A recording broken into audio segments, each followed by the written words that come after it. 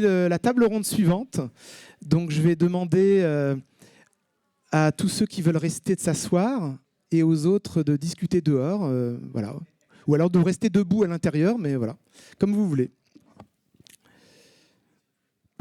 Et donc, c'est une table ronde sur un sujet très précis qui est la captation live, filmer et exploiter la captation live. Nous avons autour de la table Solène Saint-Gilles qui va représenter les diffuseurs. Et puis je présenterai chacune et chacun tout à l'heure. Yann Oran qui représente le pôle artistique. Naël Samri qui représente les éditions. Productrice audiovisuelle chez Universal Music Group. Alors c'est vrai qu'Universal, on le précisera, mais Universal Music Group, évidemment, on le connaît en tant que label, mais là, c'est sur le pôle production.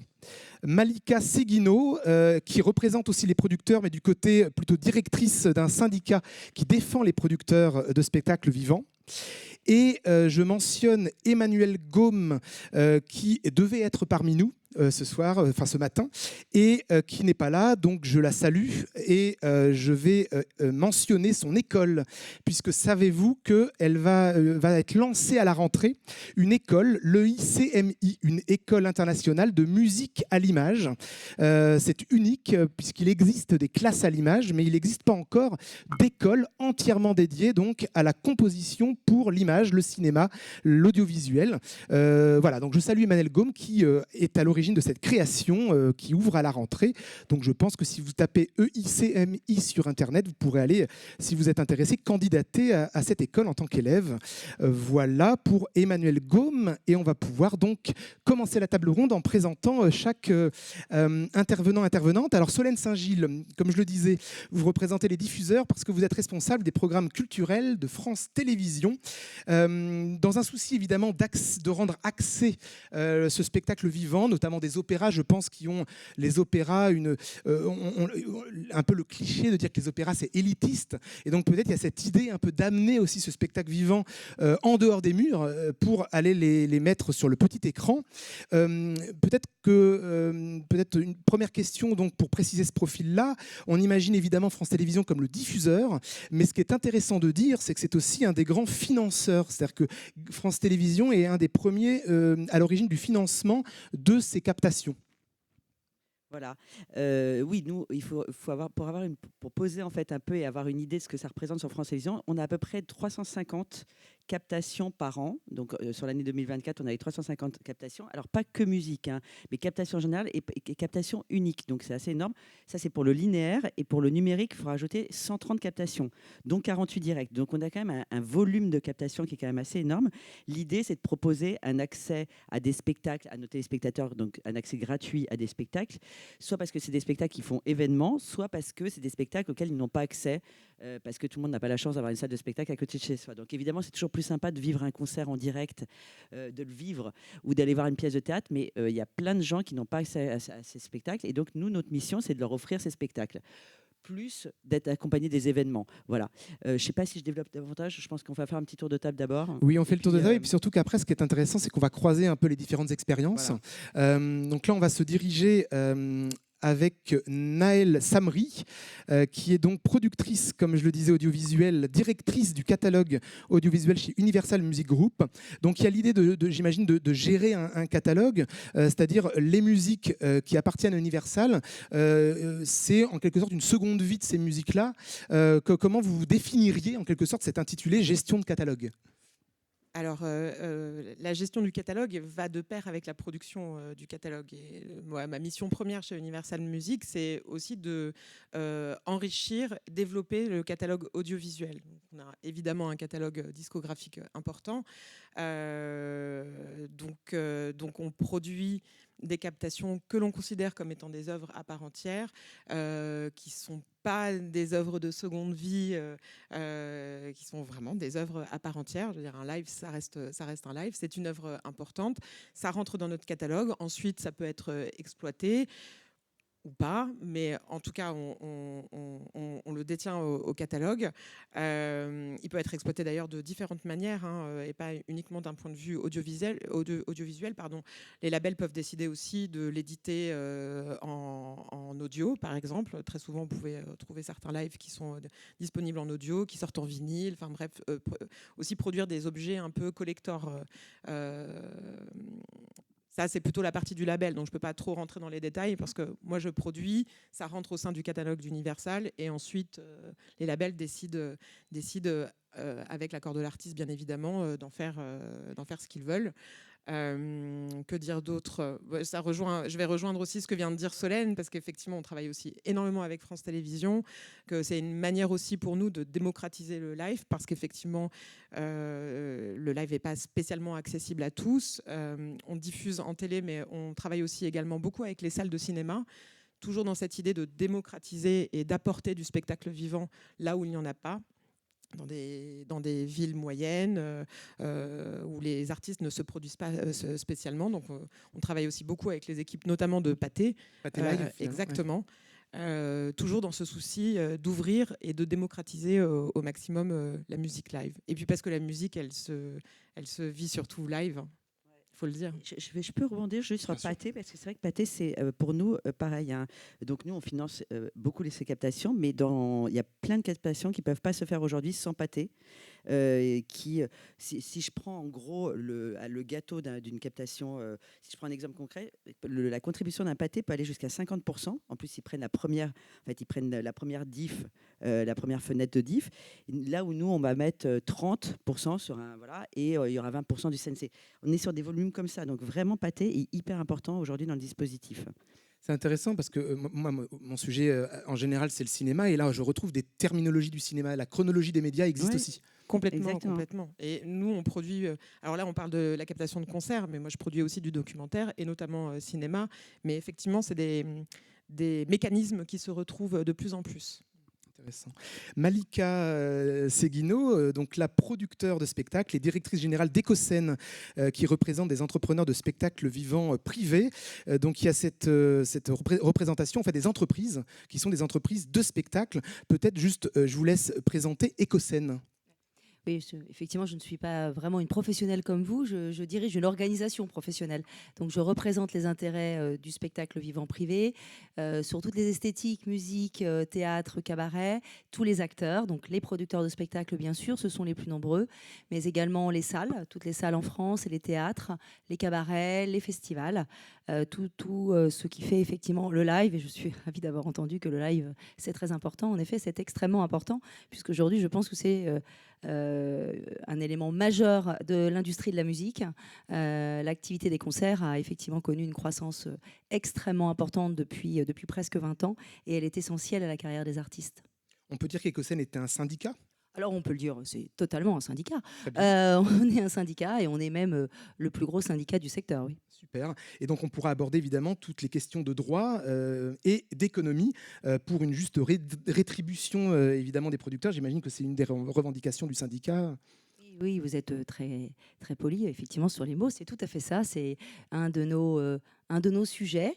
C'est un sujet important, puisqu'on dit que le live se développe de plus en plus, que le public est très, très friand de live. Il vit une émotion extrêmement forte. Mais en même temps, le public attend de pouvoir vivre cette expérience avant, pendant et après. Et le après, c'est la question de la captation. C'est la question de ce qu'on fait de ces images qui doivent durer, parce que c'est une expérience éphémère, donc à un moment donné, on la capte. Et que fait-on ensuite ? C'est continuer peut-être à communiquer avec le public de l'artiste. Et à ce jour, sans producteur de spectacle, il n'y a donc pas de personne qui investit pour qu'un artiste parte en tournée et fasse un spectacle, fasse une tournée, et donc produise un concert qui donnera lieu à une captation. Et aujourd'hui, c'est le seul acteur qui ne soit pas sur cette chaîne de valeur dont on parle beaucoup, qui n'est pas un ayant droit. Très bien. Alors, il y a la diffusion, il y a la production et évidemment, il y a la création de ces captations. Et là, je me dirige vers Yann Oran, qui est donc le pôle artistique, c'est-à-dire directeur artistique des captations de Montreux Jazz Festival, un festival très réputé en Suisse.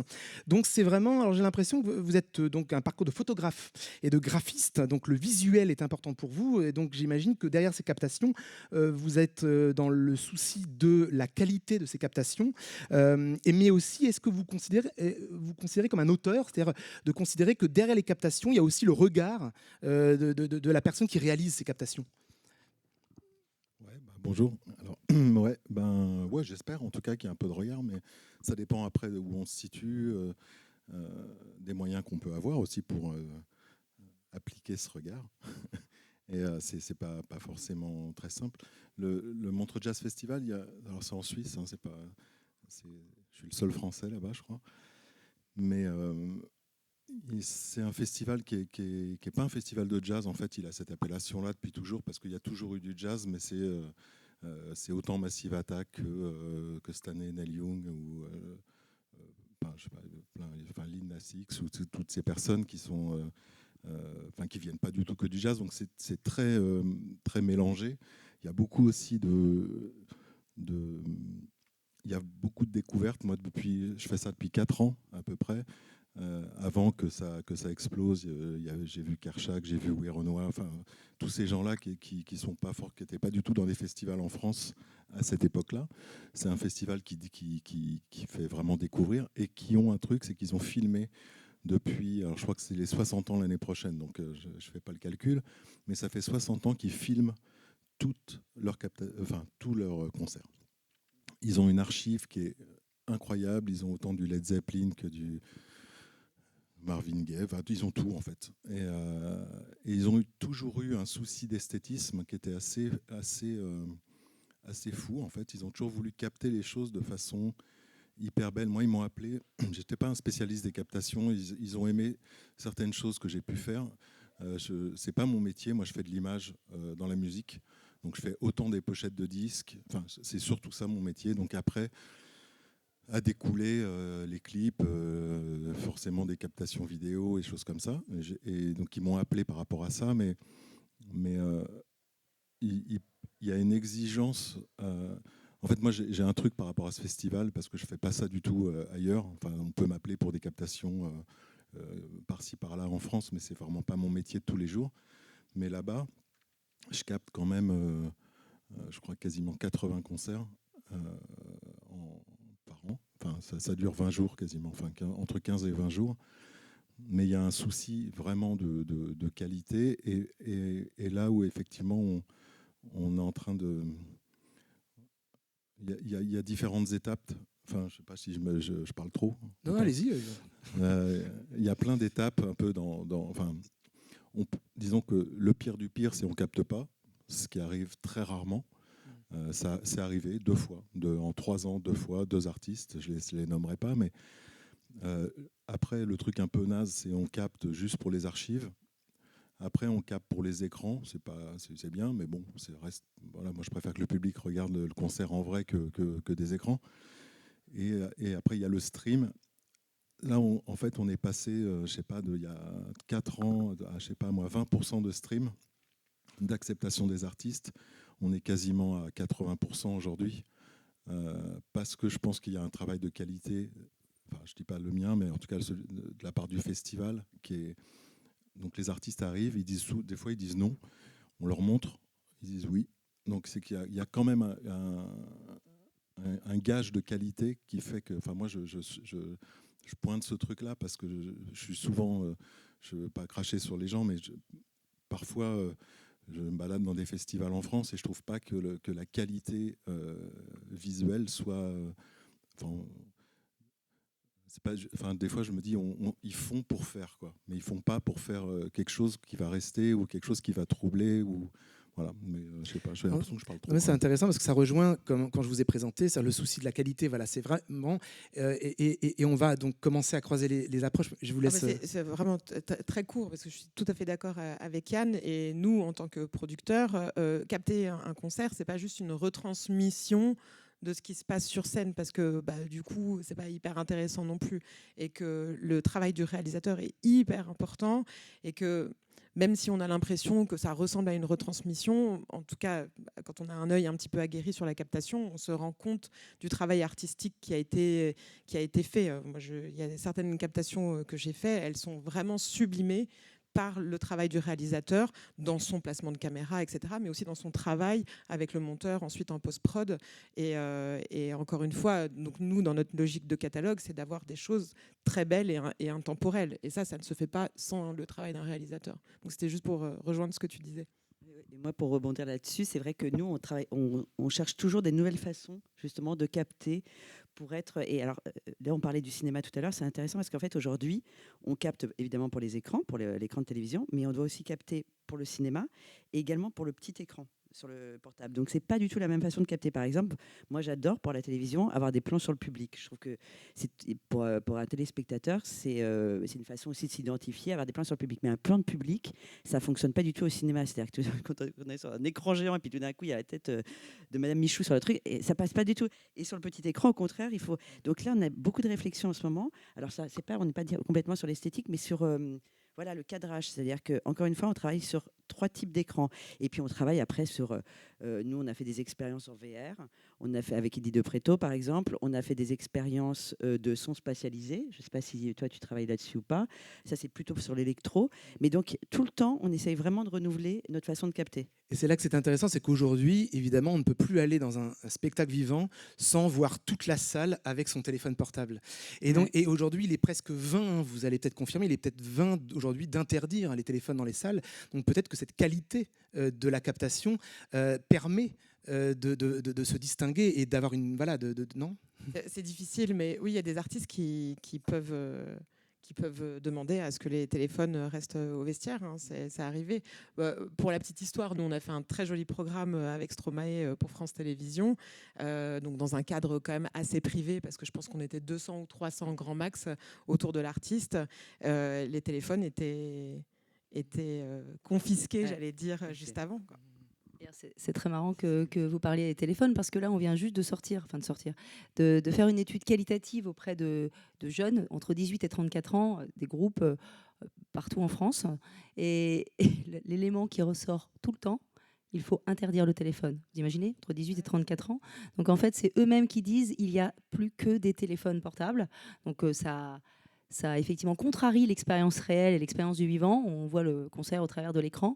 Et donc, en fait, ils demandent presque à ce que ce soit interdit. Après, nous, on en joue en réel. Hein. Nous, il y a plein de moments où on en joue en réel. C'est-à-dire qu'on joue la mise en abîme avec le petit écran qui filme. Voilà. Et d'ailleurs, il y a plein d'artistes qui en jouent aussi. En fait, c'est une question de s'emparer de l'outil. Alors moi, je voulais rebondir sur un autre truc. C'est sur le avant, pendant, après. Nous, c'est vrai qu'on travaille beaucoup sur le linéaire. Donc, le linéaire, on diffuse sur l'écran France Télévisions, mais beaucoup sur le numérique. Et depuis qu'on travaille sur le numérique, ça nous permet de faire des directs. Donc nous, on est beaucoup en fait en direct. Et là, donc, par exemple, cet été, on couvre une vingtaine de festivals. Sur un festival, on va avoir effectivement une accroche en linéaire, mais on peut capter plein de concerts en numérique et en direct. Et ça rajoute quand même à l'expérience live. Et je prends l'exemple de Tiakola qu'on a capté, qu'on a offert en direct sur notre plateforme. Ça a été le plus gros succès de la plateforme avec, en fait, on le mesure en nombre de nouveaux comptes. C'est-à-dire que quand, pendant le concert, et donc là, 16 000 nouveaux comptes, 76% de 15-24, ce qui est énorme, ce qui n'est pas du tout les publics de France Télévisions. Donc on était hyper contents. Mais donc, en fait, le direct, c'est vrai que la captation, c'est pas juste un après, en fait. La captation, c'est aussi du direct, avec tous les risques que ça comporte. Et d'ailleurs, souvent, pour la captation qu'on diffuse sur linéaire, on retravaille parce qu'évidemment, il y a plein d'aléas dans un direct. Mais la captation directe, elle est hyper importante. Enfin, pour créer l'événement, elle est hyper importante. Et on ne l'a pas dit, mais France Télévisions, donc Solène Saint-Gilles, il y a eu Culture Box, qui était la chaîne qui était au départ dédiée à cette captation, finalement, qui aujourd'hui est intégrée dans France 4, sur le canal 4 donc, de la TNT, dans la nouvelle numérotation. Et donc, c'est la plateforme France.tv. Voilà. Oui, alors c'est vrai que c'est un peu compliqué à comprendre. Donc, Culture Box, c'était la chaîne qui a été lancée pendant le confinement et qui était quand même un des seuls espaces où les artistes pouvaient s'exprimer, à un moment donné où ils pouvaient s'exprimer nulle part. Donc là, il y a vraiment eu beaucoup de captations, d'ailleurs, dans des salles vides. C'était très particulier. Les seuls qu'on n'a pas pu trop capter, c'est les spectacles d'humour, parce que c'est très difficile, en fait, quand tu es humoriste, de jouer devant une salle vide. C'est impossible. Alors qu'effectivement, des danseurs, des musiciens, c'est faisable, même si c'est moins agréable. Donc c'était ça, Culture Box à la base. Aujourd'hui, on a la chance d'avoir basculé du canal 14 au canal 4. On est redevenu France 4, et d'ailleurs on n'est plus France 4, on en parlait tout à l'heure, on est France TV, France.tv. Voilà, et on disait quoi? C'était quoi la deuxième Non, mais et puis je précisais, oui. France TV, c'est la plateforme. Ouais, et il y a la plateforme effectivement qui s'appelle France TV Culture. Donc en fait, Culture Box c'est un peu disparu. Le terme Culture Box c'est un peu disparu. Maintenant, on est France.tv et France TV Culture. Et pour le mieux finalement, parce que c'est intégré vraiment, la culture fait partie. Elle est partout voilà, en fait voilà. sur France Télévisions. Voilà, Donc, voilà. ouais. Et justement, on a un peu répondu, commencé à répondre à la question, c'est la nature de l'objet. Qu'est-ce qu'une captation, sa définition, et aussi quelle est la finalité. Est-ce que c'est justement de faire une œuvre? Et j'ai l'impression qu'on est plutôt d'accord tous sur le fait de faire une œuvre. Est-ce que c'est un outil promotionnel? J'imagine que c'est aussi cela l'objectif. Évidemment, ça participe à la promotion de l'artiste qui est capté, c'est sûr, mais comme un documentaire sur l'artiste, qu'il ait une actualité ou pas, hein, d'ailleurs.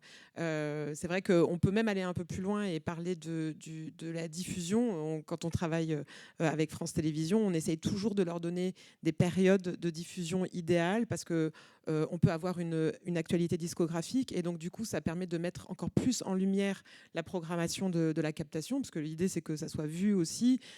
Voilà, donc, bref, on arrive à s'entrecroiser comme ça et pour le mieux, hein. Mais oui, bien sûr que c'est une œuvre à part entière. C'est considéré comme une œuvre auprès du CNC, hein. D'ailleurs, il ne faut pas oublier de le dire. Sinon, on n'aurait pas de fonds de soutien de leur part. Que dire d'autre? Bah oui. Et est-ce que c'est aussi, notamment Solène Saint-Gilles, une éditorialisation en tant que programme? C'est-à-dire que, est-ce que vous cherchez les équilibres, d'avoir du jazz, de l'électro? Ah oui, oui. Nous, de toute façon, notre mission, c'est d'être sur tous les genres culturels. Et c'est vrai que cette chaîne France 4, donc Culture Box, et maintenant France 4, nous permet ça. C'est-à-dire que ça nous permet, en rajoutant une chaîne, ça nous a permis effectivement d'aborder beaucoup plus de genres. Et sur le numérique, on peut aller toucher encore des territoires encore plus niches. Donc, on a quand même un spectre très large. On essaie d'avoir des équilibres et on essaie de traiter tous les genres de la même façon. C'est-à-dire que pendant longtemps, on parlait d'opéra tout à l'heure, l'opéra était un peu traité en majesté et puis l'urbain, par exemple, était un peu délaissé. Aujourd'hui, vraiment, et d'ailleurs, je parlais de l'humour, mais l'humour au même titre, c'est-à-dire que vraiment tous les genres culturels sont traités, abordés. Après, moi, je suis complètement sur la notion d'œuvre, hein, c'est évident et c'est reconnu comme tel.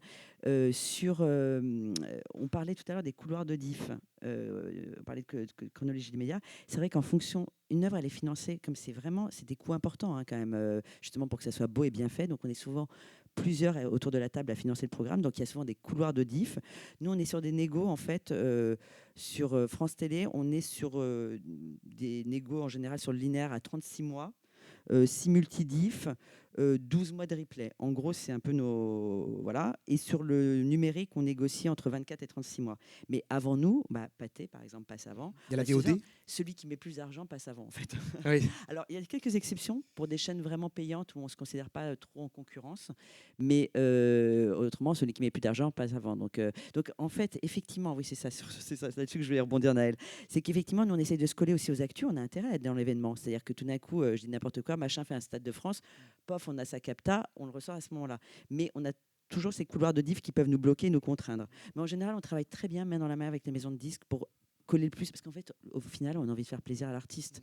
On a envie que l'artiste rencontre son public au meilleur moment. Donc, oui, parce qu'on ne parle pas de l'artiste, c'est vrai qu'on parle de la captation, mais j'allais dire l'essence première de la captation, c'est l'artiste qui a été produit par son producteur phonographique, etc. Donc, je veux dire, tout ça parce qu'il y a eu un artiste quand même, c'est vrai, au départ. Et dans l'histoire de la musique, historiquement, au départ, il y avait le disque qui se vendait bien et finalement, les captations servaient en accessoire pour un outil promotionnel d'une tournée de spectacle, et surtout le cœur était la vente des disques. Aujourd'hui, ça s'est complètement inversé, où le disque s'étant effondré, le streaming étant des petits centimes par écoute. Et donc j'ai l'impression, peut-être que vous confirmerez ou pas, hein, mais qu'aujourd'hui, la captation est vraiment le cœur de l'économie d'un artiste. Alors je ne sais pas. Je ne sais pas si la captation de concert est un outil promotionnel d'un disque, et je ne crois pas que ça soit lié au fait... Je ne pense pas. Je pense que par le passé, si je dois regarder ce qu'on appelle notre back catalogue, effectivement, les maisons de disques gagnaient beaucoup plus d'argent, il fut un temps, et pouvaient investir peut-être même 100 diffuseurs. Si on prend un artiste comme Johnny Hallyday, par exemple, qui est, je crois que j'ai une captation par année quasiment. Je ne suis pas sûre qu'elles aient toutes été préachetées par un diffuseur à l'époque. Certaines, oui, on le sait, on a les contrats. Mais je crois que c'était une époque où le label pouvait dire « je mets tant sur la table et allons-y, il faut qu'on garde ». Il y a plus un côté patrimonial, plus que... Parce qu'en fait, l'album est déjà sorti. Si tu es en tournée, c'est que ton album, il a déjà tourné et que est déjà sorti. Tu as déjà fait toute la promotion autour. Et ensuite, c'est une deuxième étape étape, j'allais dire, dans la vie de cet album. Mais je suis pas sûre que forcément, je pense que si demain tu regardes un live d'un artiste sur France.tv, bah, ça te donne envie de réécouter ses albums, certes, mais L'acte d'achat, il est plutôt corrélé avec le passage dans des émissions. En fait, ce qui déclenche l'achat, en fait, c'est un passage dans une émission phare, un De La Housse, un C'est à vous, voilà, c'est ça qui déclenche de l'achat. Après, on ne mesure pas, et c'est marrant parce que j'en discutais tout à l'heure avec un label, c'est vrai qu'on ne mesure pas le lien entre captation et vente d'albums, mais je pense qu'il n'est pas du tout évident. Déjà, on ne vend pas Ouais. des albums, puisque aujourd'hui, voilà, Pardon, c'est un petit peu c'est vrai différent. En fait, je pense que tout est très interdépendant, parce que c'est ce que tu disais, c'est l'inversion un peu du modèle pour les artistes aujourd'hui. D'ailleurs, c'est pour ça qu'il y a de plus en plus de concerts, C'est ça. de plus en plus de dates. C'est parce que leurs revenus dépendent majoritairement de la tournée. Enfin, nous, on l'a bien vécu, ce changement complètement de modèle depuis une vingtaine d'années. Et donc, une pression aussi très forte sur les tournées et la production. L'artiste dépend du live. Là où je vous rejoins, c'est que pour moi, la captation n'est pas un outil promotionnel. Quand l'artiste part en tournée, c'est parce qu'il a effectivement une actualité pour partir en tournée. C'est plutôt généralement les dernières dates qui sont captées.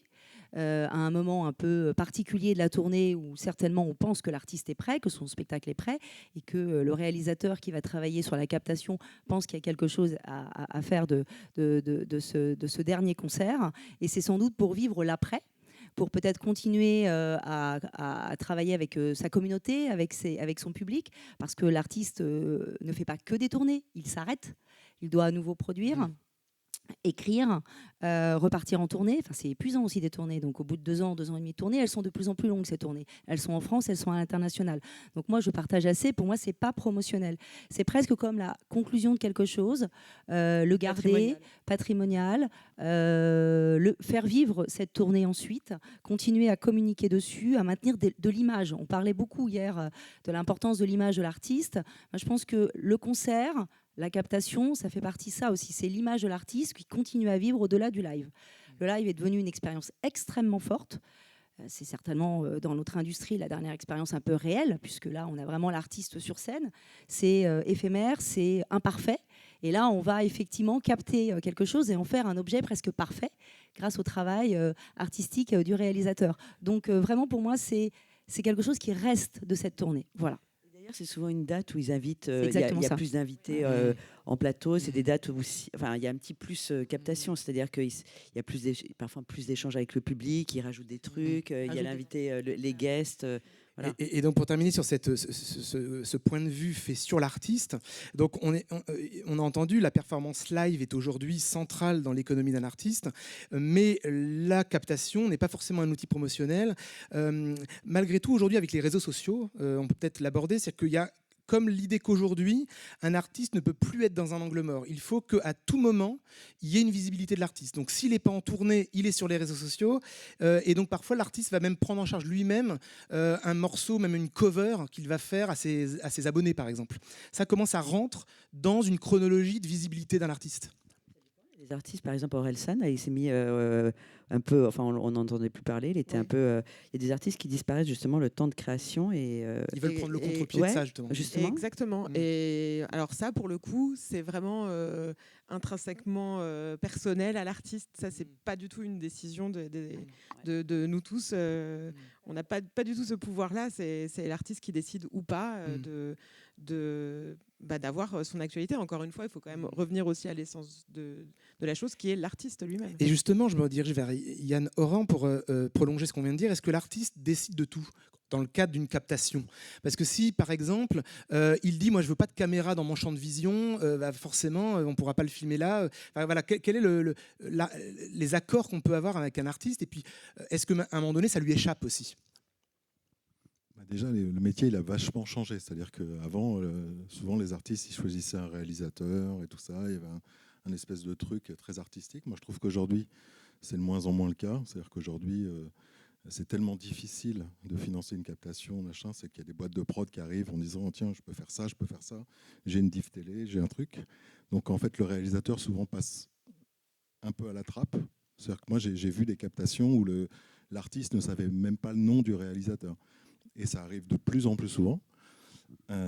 Donc c'est un peu le truc qui me rend un peu triste, c'est le côté on fait pour faire et voilà, faut le faire. Et puis bon, après c'est le système qui veut ça.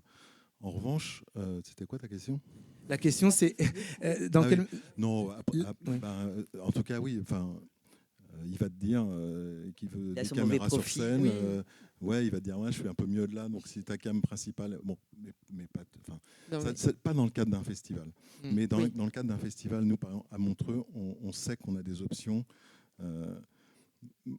Moi, dans ma réal à Montreux, j'ai supprimé toutes les machineries. Donc en fait, j'ai viré tout ce qui était mécanique. Ce qui m'a permis d'avoir des humains derrière des caméras et moins de plans de grue. Enfin, il n'y a pas de plan de grue, il n'y a pas tout ça, tant pis. Hein, c'est pas... Moi, je pense on peut s'en passer. J'ai pas envie de faire croire qu'il y a 4 fois plus de gens dans la salle que ce qu'il y a, en fait, parce que je pense que ça suffit. En revanche, tu as des artistes qui vont te dire bah non, en fait, moi, je veux pas de caméra sur scène. Ça, donc là, il faut tu te démerdes, tu trouves des solutions. Des fois, il faut parler un petit peu.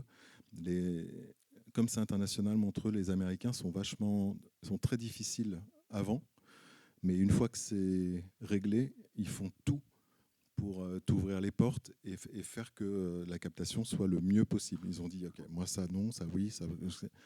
Et ça, moi je trouve que c'est un truc c'est génial quoi, à faire quoi. C'est-à-dire que c'est très clair dans leur tête.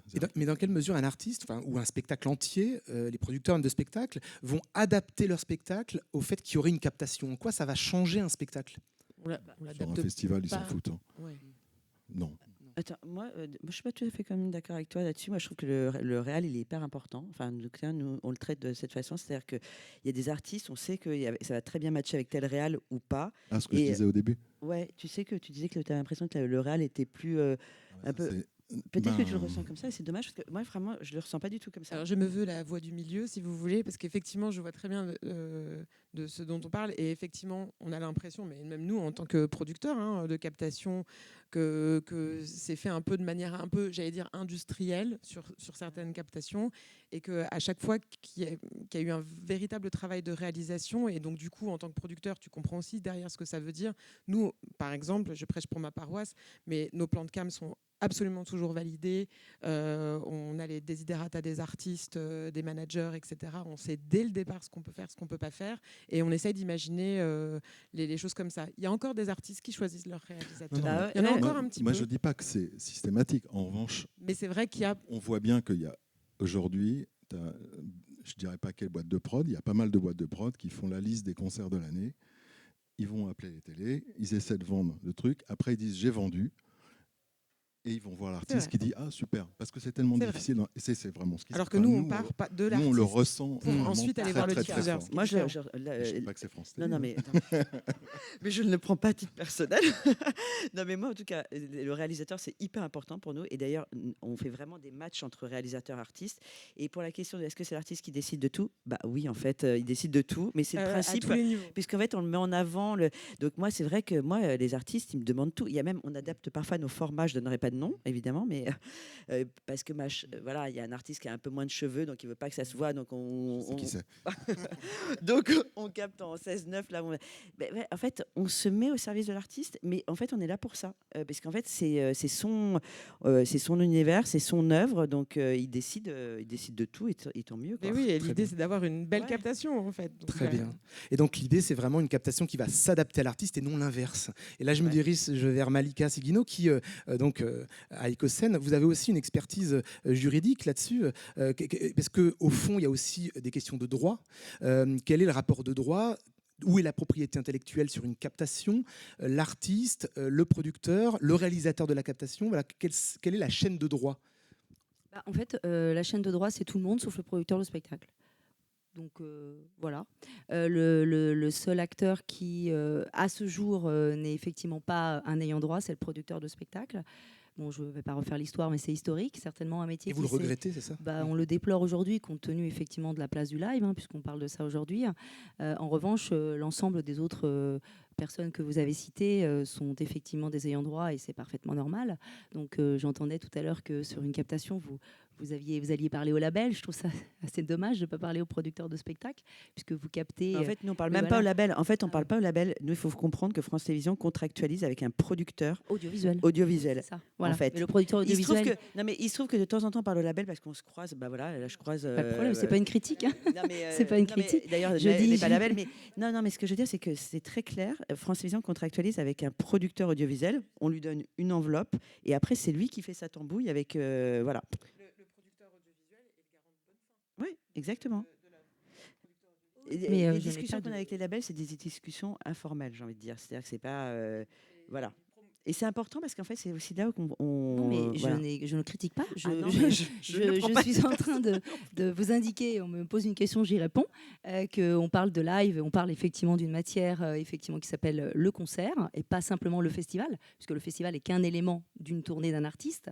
Et donc, il y a tous les concerts également avant d'arriver en festival. Et celui qui investit sur ces concerts s'appelle un producteur de spectacle. Je crois que le producteur de cinéma, quand il investit sur un film, il est parfaitement reconnu, intégré dans toutes les discussions. Il viendrait à personne l'idée de ne pas en tenir compte. Donc aujourd'hui, moi, je suis là pour indiquer que même si je me doute bien qu'au regard de certains producteurs de spectacles plus puissants que d'autres, ils sont incontournables. Mais de manière générale, vous me posez une question, je vous réponds. Aujourd'hui, il n'est pas un ayant droit. Donc ça engendre toutes les conséquences. Moi, je trouve ça assez... c'est compliqué, effectivement, quand on parle comme ça. En revanche, c'est marrant parce que, comme j'ai fait beaucoup, mon métier, c'est vraiment faire des pochettes de disques, je me suis toujours interrogé sur le fait que les producteurs de spectacles ne payaient pas l'image parce que il y a une époque où ça coûtait très cher quand même. Et en fait, c'est l'image du disque qui était ensuite répercutée. Et c'est vrai qu'il y a, pour le coup, je pense qu'il pourrait y avoir un partage peut-être plus dans tous les sens aussi, parce que la création d'un disque, ça coûte de l'argent et tout comme ça. Donc je pense en tout cas, je me souviens quand par exemple, moi j'essaie de me battre un peu là-dessus. C'est pas moi parce que j'ai quelqu'un qui s'occupe de ça, mais sur le fait que quand je fais une image pour un disque, je me bats pour que ce soit pas. Je suis pas marchand de t-shirts, moi, donc je dis non, je refuse que ce soit dans le contrat du merch. Je veux que ce soit repayé parce que c'est un autre business et j'essaie de ressortir un peu les affiches aussi parce que je pense qu'il y a un partage. Alors du coup, mais tu vois, et je pense que ça peut être un truc un peu plus global d'ailleurs. Oui. Je vais juste rebondir moi sur les festivals parce que quand on disait que l'artiste décidait, il y a beaucoup d'artistes qui n'aiment pas être captés en festival justement parce qu'ils n'ont pas une parfaite maîtrise. Parce que c'est vrai qu'ils n'ont pas une parfaite maîtrise. Donc, par exemple, là, on capte une vingtaine de festivals. Les francopholies, c'est presque là où on arrive qui sont juste à côté, à La Rochelle. C'est là où on arrive à capter le plus d'artistes. Cet été, on va capter Véronique Sanson, on va capter Ben Mazur, on va capter Oshi, on va capter Jean-Louis Aubert, qui sont quand même des gros artistes qui acceptent maintenant d'être captés au Franco. Mais c'est un des rares... Enfin, il y a beaucoup de festivals... les artistes n'aiment pas parce qu'ils n'ont pas l'assurance que tout va bien se passer. Et c'est pas leur show. Voilà. En fait, c'est pas leur set complet. Exactement. Le set complet, c'est effectivement dans une salle puisque c'est l'intégralité. Après, c'est une ambiance. Là, on achète une ambiance aussi. Voilà. C'est-à-dire qu'on crée l'événement, on est là où ça se passe, etc. Mais on parlait de captation. En fait, ça peut revêtir plein de choses. C'est-à-dire qu'effectivement, leur show, quand on le capte, c'est vraiment leur œuvre. Un festival, on va capter une ambiance. Et d'ailleurs, on vend plus le festival que l'artiste à ce moment-là. C'est ce que je voulais dire. Ouais. En fait, là, on capte plus le festival que l'artiste qui passe. Et c'est à mon avis pour cela que c'est plus difficile. Et d'ailleurs, notre soirée d'ouverture de France 4, passant sur le canal 4, on était à Wheel of Green. On n'a pas fait de set entier d'artistes. On était sur du multi-artiste qu'on chopait à droite à gauche, etc. Il n'y a aucun artiste en fait qui a vraiment accepté entièrement d'être capté là-bas. En plus, il pleut tout le temps. Mais ça, oui, il pleuvait cette année encore. Je te rejoins sur le festival parce qu'effectivement, on a nous-mêmes, quand on demande les autorisations, on a de plus en plus de refus sur les festivals parce que justement, je pense qu'ils investissent aussi beaucoup de temps à avoir un un show vraiment à la hauteur de leurs exigences et qu'ils se sentent toujours un petit peu lésés sur le festival qui, par définition, forcément, n'est pas leur set de base. Donc, on essaye de pousser parce qu'on est assez d'accord avec ce que tu viens de dire. C'est aussi une ambiance et puis c'est cool et c'est un moment T. Et là, pour le coup, on n'est plus du tout dans le catalogue, on n'est plus du tout dans l'œuvre, on est dans le témoignage presque du direct d'un en fait. moment. On Ouais, vit un exactement. moment parce que alors ça peut se rediffuser. Nous on rediffuse des captas de festivals, mais quand même là ce qu'on a affiché cet été, nous c'est on est présent sur l'été des festivals. C'est l'été des festivals de France et donc on offre à tous les Français la possibilité d'être au Franco, au Main Square, etc. Mais c'est vrai que ça c'est notre proposition. Une petite question qui me vient purement intéresser. On est à Sœurs Jumelles, festival qui lie la musique et l'image. Je me suis demandé les captations de concerts de musique de film, puisque ça se développe de plus en plus. À Paris, au Grand Rex, il y a énormément de concerts de musique de film. Les grands compositeurs, de Danny Elfman à Hans Zimmer et même des Français, font des concerts. Voilà. Après, il y a une question des droits là. Ouais. Le problème des Exactement, ouais. un film ça coûte très très cher à clearer. Il faut tout clearer. c'est Ouais, c'est pour très ça peu qu'on le fait pas. capté. Alors si on avait capté Donc c'est lié aux ici, images Bah derrière oui, c'est le. des images Ah oui, de d'accord. films qui passent qui sont compliquées. Non, en revanche, ici, parce que Julie arrive à très bien négocier les choses, il y a 2 ans, donc maintenant on est passé sur notre formule. Là, par exemple, on tourne une émission en ce moment au Festival de Sœurs Jumelles, mais on est sur du multi-artiste, on fait un peu ce qu'on fait pour We Love Green, c'est-à-dire qu'on a plusieurs artistes, on tourne un plateau avec Camilla Jordana, avec Benjamin, enfin voilà, Biolay, on est... Mais il y a 3 ans, on avait capté un concert multi-artiste avec des images, c'était l'hommage à Agnès Varda, donc c'était il y a 3 ans, ici. Bon, heureusement, Julie avait vraiment clearé plein de trucs, voilà. Mais on ne le fait plus trop, en fait, parce que c'est trop compliqué Trop à... bloquant. Ouais. Ok. On a essayé de le faire, nous, on est coproducteur d'un très joli film qui est sorti en salle l'année dernière sur Michel Legrand. Et on a essayé d'imaginer ce qu'on pouvait aussi faire avec le film qu'on avait coproduit, mais c'était inenvisageable en termes de clearance de droit, parce qu'évidemment, un documentaire sur Michel Legrand, il y avait beaucoup des films pour lesquels il a créé la musique, notamment les films de Jacques Demy, etc. Et on a abandonné le projet parce que... Donc, Après, ce qui est sympa dans un multi-artiste qu'on tourne là, en ce moment là, avec Daphné Burké et Raphaël Yem, si vous les voyez se balader, c'est qu'en fait, ça montre aussi toute l'ambiance d'un festival. Parce que finalement, une capta d'un artiste, ça raconte pas un festival. C'est justement par le prisme du multi-artiste, voire même pour un Will of Green, de montrer qu'il y a aussi des humoristes, que c'est un festival hyper green. Ici, par exemple, c'est un festival très engagé sur les femmes. C'est intéressant à raconter dans une émission multi-artiste. Mais là, on est complètement dans autre chose. On n'est plus dans la capta, on n'est plus dans du quota spectacle flux. vivant, on est dans du flux. Voilà. Mais Ouais. c'est une autre façon de raconter la vie artistique d'un festival. Et en termes d'institutionnel et de politique et de soutien, j'ai vu que par exemple le CNC, qui est donc le centre de la cinématographie, a instauré un crédit d'impôt audiovisuel pour où la captation peut. Voilà. Il y a aussi des questions de TVA où il y a aussi à un moment donné vous espérez, je crois, un taux réduit. Enfin, expliquez peut-être toutes je vais ces passer questions. le mot. Sur le crédit d'impôt, il est plus... Ça a été une mesure qui a été prise juste après le Covid, parce que ça a été quand même très difficile pour beaucoup de producteurs audiovisuels. Mais il n'y a plus de crédit d'impôt sur le spectacle. Donc ça, c'est vivant. terminé, Donc d'accord. c'est terminé. Temporaire, ok. Et la TVA, c'était juste le taux réduit sur un billet de spectacle contre un taux normal de 20% pour une captation. Donc il y a une disparité comme ça entre billet de spectacle et frais et accéder à une captation. C'est ce que j'ai lu, mais Est-ce que ça... Attends, oui, pardon. On s'ajuste. Est-ce que c'est les billets quand on va voir au cinéma un spectacle qui a été capté ? c'est une captation cinéma, VOD, pour y accéder, quel que soit le support, j'imagine. Non, mais si vous avez rien à répondre là-dessus, Bah, il y a pas non, de- parce que effectivement, donc le spectacle vivant, lui, a des taux réduits de TVA. Mhm. Et quand le spectacle, il y a eu beaucoup d'opéras à capter, mais aussi beaucoup de seuls en scène, ou des spectacles un peu forts comme Mylène Farmer, par exemple. Donc le spectacle est capté, il est diffusé dans des salles de cinéma. Mhm. Où là, la recette de cinéma, effectivement, part au CNC plutôt. Hein. Mhm. Donc là, c'est une taxe du CNC. Et là, je pense que la TVA est peut-être pas la même. Mais là, pour le coup, D'accord. nous, les acteurs du spectacle vivant, on n'est pas du tout concernés par cette histoire-là. Ok. C'est le CNC Ok. qui collecte cette taxe issue d'un spectacle vivant. D'accord. Et on va faire des échanges, tout à fait. C'est vrai que ça avait pris du retard. Juste, le CNM avait fait une étude, et, parce que là, par rapport à payer un live stream, et qu'il y a 46% des consommateurs qui ont déjà payé pour un stream. Oui, alors moi, cette étude, je la conditionne au fait que c'était post-Covid, sur un comportement durant le Covid, c'est-à-dire durant le moment où il n'y avait rien. Donc effectivement, on a testé des choses pour que les artistes continuent à être en lien avec leur public. Il y a eu quelques expériences de paiement, mais c'est pas génial. Et aujourd'hui, on ne parle même plus de ça. D'accord. Ça, ce système ne marche plus du tout. C'est D'accord. une étude qui, à mon avis, est sortie trop tard par rapport à l'époque qu'elle analysait. Ok.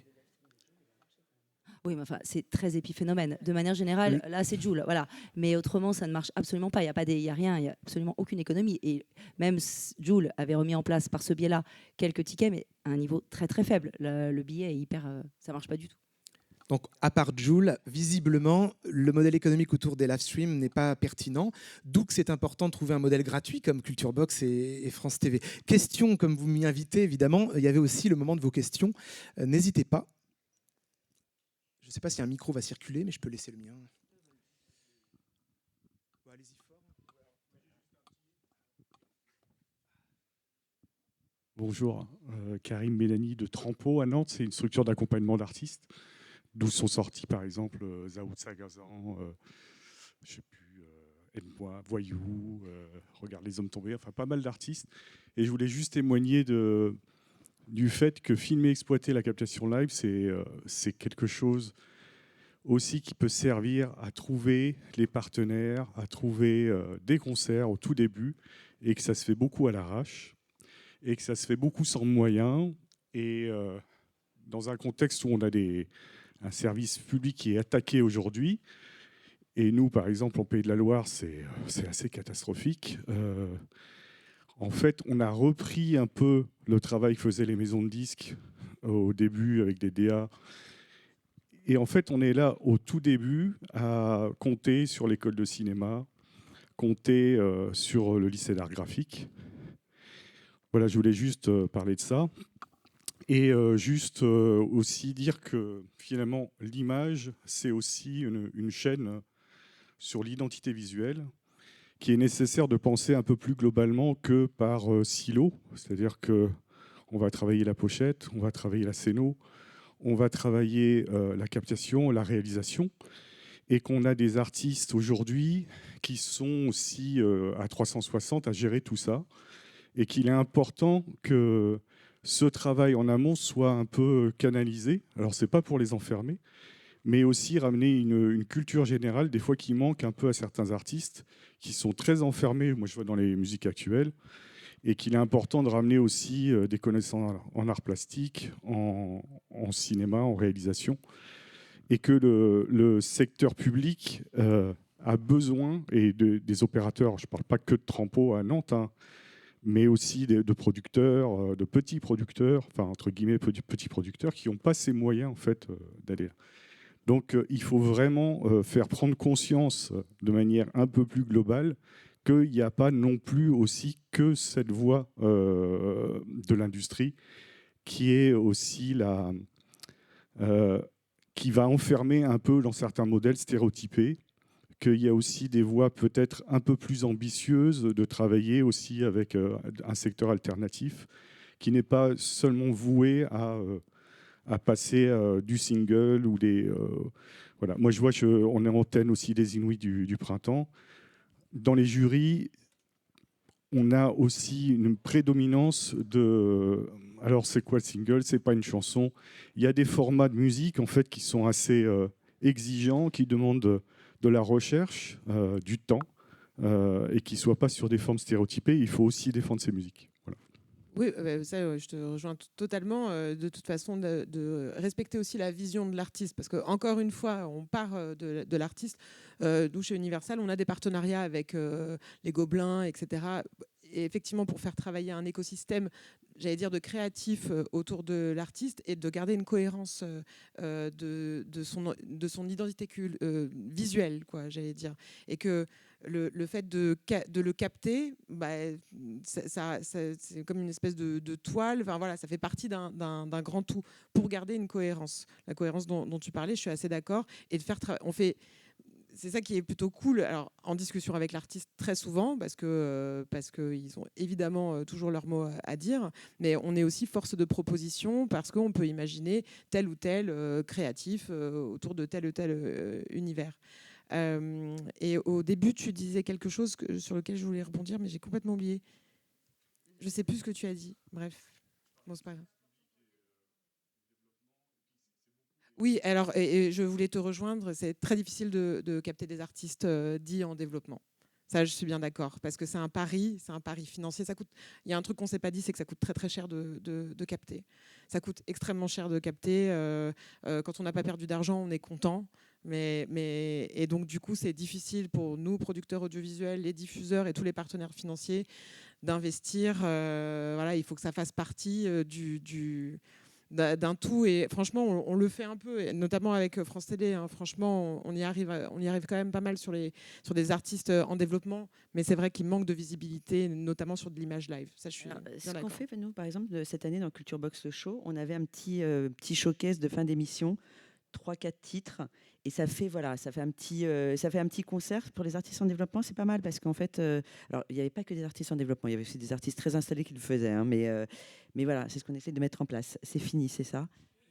Le programme des tables rondes continue. C'est vraiment trop bref pour plein de questions, évidemment. J'en aurais eu plein d'autres. Mais ce qui est bien, c'est que c'est des questions et on prolonge après. C'est très court. Non, on doit vraiment arrêter, je crois. Voilà. Mais on peut se la poser en off à côté. Merci à vous, Kat. Merci beaucoup, merci.